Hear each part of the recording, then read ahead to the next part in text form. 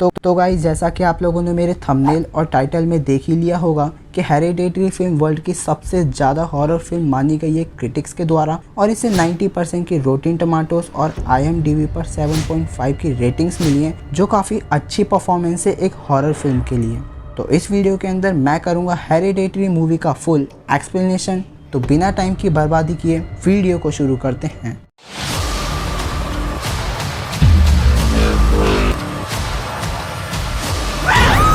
तो मूवी की शुरुआत में हम लोग ग्राहर फैमिली को देखते हैं, जिसमें एनी और इसका हस्बैंड स्टीव और इसके दोनों बच्चे पीटर और चार्ली रहते थे।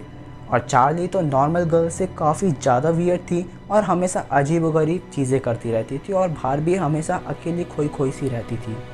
तो रिसेंटली एनी की मदर एलन की डेथ हो गई थी, जिसके फ्यूनरल को काफ़ी सारे लोगों ने अटेंड किया था। और फ्यूनरल के वक्त ही चार्ली की तरफ एक आदमी अजीब सी इविल स्माइल पास कर रहा था, जो काफ़ी वियर्ड था। और चार्ली अपनी नोटबुक में अपनी ग्रैंड माँ की ड्राइंग बनाने लग जाती है। वैसे इस पूरी मूवी में चार्ली को किसी ना किसी की ड्राइंग बनाने की आदत होती है। आगे हम देखते हैं कि चार्ली अपनी ग्रैंड माँ की चेस्ट पर एक अजीब से सिंबल का लॉकेट देखती है। तो गाइस, इस मूवी के स्टार्टिंग के 20-30 मिनट में ऐसी माइनर डिटेल्स दे रखी हैं जो आगे जाकर काफ़ी स्ट्रॉन्गली कनेक्ट करेंगी। तो मूवी के आगे हम लोग इन्हें इस मुश्किल दौर से गुजरता हुआ देखते हैं, पर एलन के जाने से किसी को भी ज़्यादा दुख नहीं है। और इसके बाद चार्ली एनी से एक अजीब सा सवाल पूछती है कि आपके जाने के बाद मेरा ख्याल कौन रखेगा। तो एनी चार्ली को बोलती है कि तुम्हारे फादर तुम्हारा ख्याल रखेंगे और पीटर भी रखेगा। और इसके बाद एनी चार्ली की नोटबुक में उसकी ग्रैंड माँ की ड्राइंग देख लेती है और उसे ग्रैंड माँ से रिलेटेड बातें बताने लग जाती है। वो उसे बोलती है कि ग्रैंड माँ बचपन में उसे बहुत ज़्यादा पसंद करती थी और उसकी काफ़ी ज़्यादा केयर करती थी। तो चार्ली एनी से कहती है कि ग्रैंड माँ चाहती थी कि वो एक लड़का हो। और अगले सीन में हम लोग देखते हैं कि एनी एक रूम में जाती है, जहाँ पर ये एक बॉक्स को खोलती है, जिसके अंदर उसके मॉम से रिलेटेड चीज़ें होती हैं। और इसके अंदर एनी को नोट्स ऑन स्पिरिचुअलिज्म की बुक मिलती है और इसमें इसकी मदर का एक नोट होता है। डियर एनी, मुझे माफ़ करना क्योंकि मैं अपनी बात तुम्हें बता नहीं पाई, और मुझे कभी हेट मत करना और कभी अपने होप्स मत खोना। तुम अंत में देखोगी कि मेरा सेक्रीफाइस ख़राब नहीं जाएगा। तो ये देखकर एनी थोड़ा सा डर जाती है और जाते वक्त जैसे ही लाइट को ऑफ करती है, तभी इसे साइड में अपनी मदर खड़ी दिखाई देती है। पर तब एनी इस चीज़ को इग्नोर मारकर चले जाती है। आगे हम लोग चार्ली को इसके स्कूल में देखते हैं, वही अजीबोगरीब चीज़ें करते हुए। और इसके साइड वाली विंडो पर एक बर्ड टकराकर मर जाती है। तो चार्ली अपनी क्लास में रखी हुई सीजर को लेकर उस बर्ड का सर काटकर अपनी पॉकेट में रख लेती है। और तभी इसे सामने वाले रोड पर अपनी ग्रैंड माँ खड़ी हुई दिखाई देती है। आगे हम देखते हैं कि स्टीव को किसी का फ़ोन आता है और वो उसे बताता है कि एनी की मदर की बॉडी गायब हो चुकी है। और स्टीव ये सुनकर चौंक जाता है कि भाई बॉडी कैसे गायब हो गई। और एनी स्टीव को मूवी का बहाना देकर, मतलब झूठ बोलकर, इस ग्रुप को ज्वाइन कर लेती है और यहाँ पर अपनी मदर से रिलेटेड बातें शेयर करती है। आगे हम लोग चार्ली को इसके रूम में कुछ बनाते हुए देखते हैं और तभी चार्ली को अपने रूम में एक अजीब सी लाइट इधर से उधर ट्रैवल करती हुई दिखती है। और इसके बाद ये अजीब सी चीज़ें करने लग जाती है, मानो जैसे किसी से पोजेस हो गई हो। हम लोग इसे उसी बर्ड का कटा हुआ सर हाथ में लेकर जाते हुए देखते हैं और इसे एक सामने आदमी खड़ा दिखाई देता है, जैसे वो कोई कल्ट मतलब टोटका वगैरह कर रहा हो।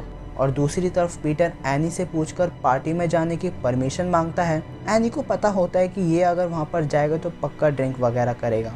तो एनी पीटर से बोलती है कि अगर तुम जाओ तो चार्ली को अपने साथ लेकर जाना। पीटर चार्ली को उसके रूम में ढूंढता है, पर लेकिन वो वहाँ पर होती नहीं है। तो एनी इसे बाहर से पकड़ कर लाती है और ज़बरदस्ती चार्ली को पीटर के साथ पार्टी में भेज देती है, ताकि ये वहाँ पर ड्रिंक ना कर पाए। तो चार्ली गलती से पार्टी में नट्स वाला केक खा लेती है और नट्स से चार्ली को एलर्जी थी, तो इससे अचानक से सांस लेने में प्रॉब्लम होने लग जाती है। तो पीटर तुरंत अपनी पार्टी को छोड़कर चार्ली को हॉस्पिटल ले जाता है और रास्ते में चार्ली की कंडीशन और भी ज़्यादा क्रिटिकल होने लग गई थी। तो ये विंडो को खोलकर अपना सर बाहर को लाती है ताकि इसे सांस लेने में थोड़ी आसानी हो। तभी रास्ते में एक मरा हुआ कुत्ता पीटर की गाड़ी के सामने आ गया था, जिसकी वजह से पीटर ने गाड़ी को साइड में मोड़ा और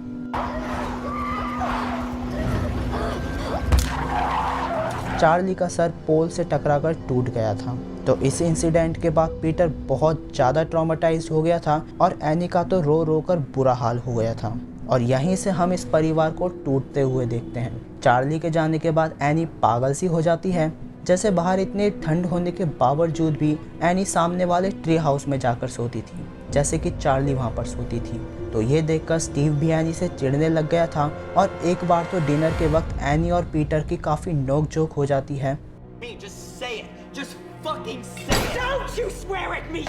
पीटर हमेशा अपनी मॉम से दूर, और इसकी ऐसी कंडीशन इसीलिए हो गई थी क्योंकि बचपन में जब पीटर अपने रूम में चार्ली के साथ सो रहा था तभी एनी इसके रूम में आ गई थी। मतलब जब पीटर छोटा था तब एनी स्लीप वॉक करती थी। तो एनी नींद में चलती हुई हाथ में मैच स्टिक लेकर पीटर के रूम में आकर जैसे ही मैच स्टिक को जलाया तभी पीटर ने एनी को देख लिया था और उसे हमेशा यही लगता रहा कि उसकी मॉम उसे वहाँ पर मारने के लिए आई थी। तो इसी बीच मूवी में एनी की एक औरत से फ्रेंडशिप हो जाती है और इसका नाम जॉने था, और हाल ही में जॉने के बच्चे की भी डेथ हुई थी। तो एनी इससे अपनी काफ़ी सारी बातें शेयर करती है और वो पीटर वाली बात भी बताती है जो मैंने अभी आपको बताई थी। तो एक बार जॉने दोबारा एनी को अपने घर पर ले जाती है और इसे स्पिरिट से कम्युनिकेट करने की ट्रिक बताती है और इसके सामने ही अपने बच्चे से बात भी करती है। और जोआना एनी से बोलती है कि अगर तुम्हारा भी चार्ली से बात करने का मन करे तो तुम इसे अपने घर के सभी लोगों के साथ कर सकती हो। पर लेकिन ये सब देखकर एनी काफ़ी ज़्यादा डर गई थी, तो ये जोआना की बात को अनसुनी कर यहाँ से चले जाती है। अगले सीन में हम एनी को दोबारा स्लीप वॉक कर पीटर के रूम में जाते हुए देखते हैं। वैसे ये सच में स्लीप वॉक कर नहीं रही थी, बस ये एक सपना देखती है। तो जब ये पीटर के रूम में आती है कि देखती है कि पीटर के मुंह पर दुनिया भर की चींटियां मौजूद होती हैं और ये भी इसके सपने में एक इमेजिनेशन ही होती है। हम देखते हैं कि एनी पीटर से काफ़ी कड़वे शब्द बोल जाती है। वो इससे बोलती है कि एनी इसकी माँ बनना ही नहीं चाहती थी और उसने तो इसके लिए मिसकैरेज भी ट्राई किए थे, पर पता नहीं कैसे पीटर सरवाइव कर गया। ये सब सुनकर पीटर एकदम से अंदर से टूट जाता है और तभी एनी को पता चलता है कि ये बस एक सपना था। तो सपने से उठने के बाद एनी पीटर और स्टीव को लेकर चार्ली से कम्युनिकेट करने की कोशिश करती है और इस प्रक्रिया के द्वारा काफ़ी सारी अजीब चीज़ें होने लग जाती हैं, जैसे कैंडल का तेजी से जलना, चीज़ों का इधर से उधर जाना, और एनी अजीब सी चीज़ें करने लग जाती है जैसे कि वो चार्ली की मीडियम या फिर पता नहीं कहाँ पहुँच गई हो। और ये सब रोकने के लिए स्टीव एनी के मुंह पर पानी मारता है क्योंकि पीटर ये सब देखकर बहुत ज्यादा डर गया। अगले दिन पीटर को स्कूल में एक अजीब सी लाइट रिफ्लेक्ट करती हुई नजर आती है, वही लाइट जो चार्ली को अपने रूम में दिखाई दी थी। और तभी मिरर रिफ्लेक्शन में पीटर को अपनी शैडो एक अलग फेस रिएक्शन के साथ दिखाई देती है जिसको देखकर वो डर जाता है। तो स्टीव एनी के ऊपर काफ़ी गुस्सा होता है क्योंकि उसे लगता है कि पीटर के साथ जो भी हो रहा है उसके पीछे का कारण एनी ही है। खराब मूड हो जाने के कारण एनी अपने सभी मिनिएचर आर्ट्स को तोड़ देती है। बाद में एनी को भी रियलाइज़ होता है कि शायद उसके स्टैटिक रिचुअल्स करने की वजह से ही पीटर की ये हालत हो गई है। तो एनी चार्ली की ड्राइंग कॉपी को जला देती है, ये सोचकर कि शायद अब सब कुछ ठीक हो जाएगा। पर जैसे ही इस कॉपी में आग लगना शुरू होती है कि तभी एनी में भी आग लगना शुरू हो जाती है और ये देखकर एनी समझ जाती है कि वो अब इस चीज़ से कनेक्ट हो गई है। अगर ये जलाई गई तो एनी भी साथ में जल जाएगी। अगले सीन में एनी जोआना के घर पर जाती है पर जोआना वहाँ पर होती नहीं है और जब हमें घर के अंदर का व्यू दिखाया जाता है तब हमें पता चलता है कि इसके घर में पीटर की तस्वीर का इस्तेमाल कर स्टैटिक रिचुअल्स हो रहे हैं। अब आप लोग समझ नहीं पा रहे होंगे कि भाई ये मूवी में हो क्या रहा है, पर कोई बात नहीं, मैं आपको ईजी टू अंडरस्टैंड वे में समझाऊंगा कि मूवी की स्टोरी है क्या। तो ये मूवी कोई भी घोस्ट या फिर डेविल पोजेशन के ऊपर नहीं है। असल में एनी की मदर एलन कल्ट को बिलोंग करती थी और ये लोग पाताल के 8 राजाओं में से एक डीमन किंग पामन की पूजा करते हैं जिसको गॉड ऑफ मिस्चीफ भी कहते हैं। तो एलन किंग पामन को एक होस्ट इस्तेमाल करने के लिए एक बॉडी देना चाहती थी और पामन को होस्ट के लिए एकदम वल्नरेबल और मेल ह्यूमन बॉडी चाहिए होती है। एलन ये रिचुअल्स अपने बेटे यानी एनी के भाई के ऊपर करती है ताकि वो उसे एज अ घोस्ट बना सके पामन का। पर लेकिन एनी के भाई ने रिचुअल्स होने से पहले ही सुसाइड कर ली थी और एक नोट छोड़कर गया था जिसमें लिखा था कि उसकी मौत का कारण उसकी माँ है। तो बाद में एलन दूसरा कोई होस्ट ढूंढती रहती है, इसीलिए जब एनी का बच्चा पीटर पैदा हुआ था तो एनी एलन को पीटर के पास तक नहीं आने देती थी क्योंकि एनी को एलन के ऊपर शक हो गया था कि वो कुछ स्टैटिक रिचुअल्स करती है। और जब चार्ली पैदा हुई थी तो एलन ने पामन को चार्ली के अंदर डालने की कोशिश की थी, पर लेकिन वो एक फीमेल बॉडी थी, इसीलिए ये करने का कोई फायदा नहीं हुआ और इसीलिए चार्ली बचपन से थोड़ी अजीब सी थी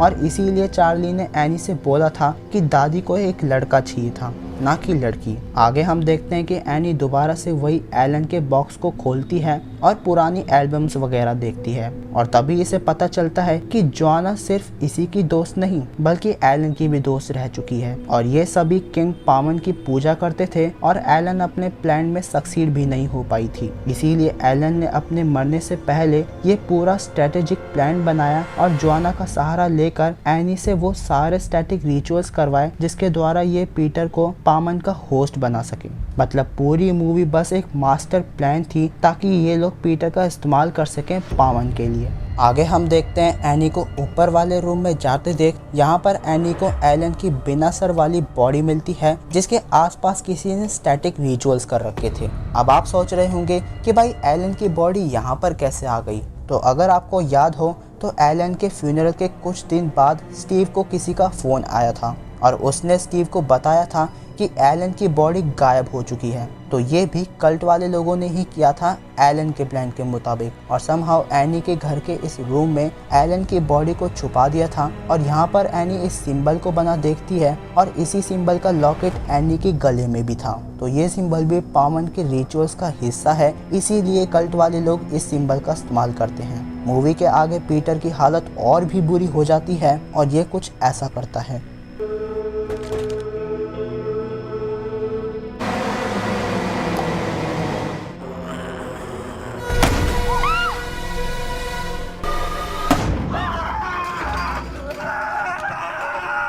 जिसके कारण इसकी नाक टूट जाती है और पीटर को ऐसी हालत में देखकर एनी को लगता है कि ये सब उसके रिचुअल्स करने की वजह से हो रहा है। तो एनी स्टीव को ये कॉपी जलाने को बोलती है और स्टीव से बोलती है कि अगर इस कॉपी को जला दिया तो एनी भी साथ में जल जाएगी क्योंकि वो इससे कनेक्ट हो गई थी और पीटर के साथ जो भी हो रहा है वो सब कुछ ठीक हो जाएगा। पर स्टीव ऐसा करने से मना कर देता है और एनी जबरदस्ती कॉपी को आग में डाल देती है और अचानक से स्टीव में ही आग लग जाती है। अब ऐसा इसीलिए हुआ क्योंकि रिचुअल फॉलो करते वक्त स्टीव भी साथ में था और इस दौरान ये चीज़ स्टीव से भी कनेक्ट हो गई थी। ये सब हो जाने के बाद एनी भी पूरी तरह पामन से पोजेस हो जाती है। तो जब पीटर उठकर नीचे की तरफ आकर अपने फादर को देखता है तो ये और भी ज़्यादा टूट जाता है और तभी अचानक से एनी पीटर को मारने के लिए पागलों की तरह दौड़ती है और पीटर इससे बचने के लिए ऊपर वाले रूम में छुप जाता है। अंदर आने के बाद पीटर देखता है कि यहाँ पर इसकी फोटो का इस्तेमाल कर स्टैटिक रिचुअल्स को फॉलो किया जा रहा है और ये देखकर पीटर पूरी तरीके से होश खो बैठता है कि उसके साथ भाई ये हो क्या रहा है और तभी इसे एनी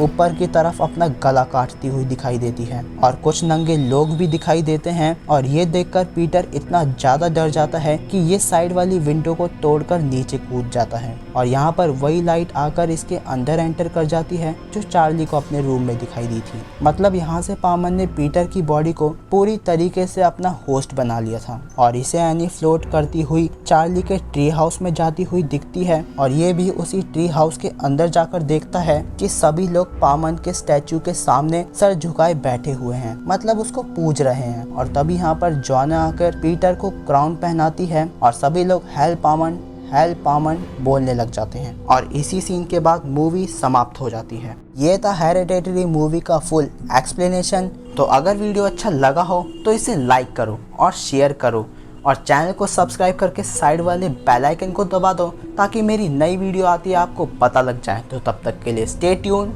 गुड बाय।